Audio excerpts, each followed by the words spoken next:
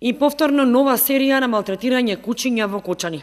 На истата локација, во подрумските простории кај зградите кај Панагирот, Сдруженијето за заштита на животните од Кочани повторно најде и ослободи изгладнети, измалтретирани и дехидрирани врзани кученца. Од Сдруженијето повторно се сомневаат на Николче Тарџиманов, кој живее во истата зграда и за кој Канал 8 досега неколку пати информираше.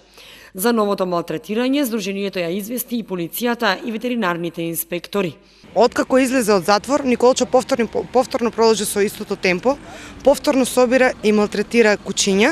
Во подрумските простории на зградата најдовме нови кученца кои беа изгладнети, дехидрирани, преплашени, оставени без вода, затворени во темна просторија.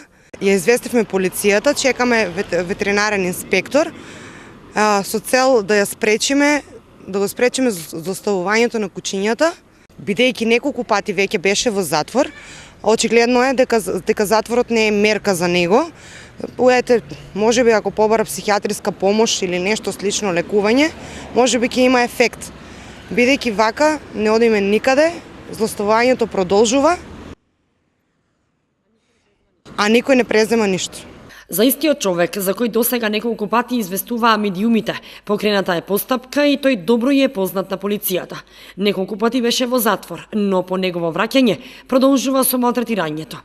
Ги врзува кучињата, со денови не им дава храна и вода, ги тепа, ги злоставува на секаков начин и потоа ги фрла во каналот. Од Сдруженијето велат дека злоставувачот секојдневно донесува нови кученца и ги малтретира и ги остава да умрат од глад и жет. Нашата камера ги регистрираше подрумските простории каде што го прави тоа и моментално врзаните кученца.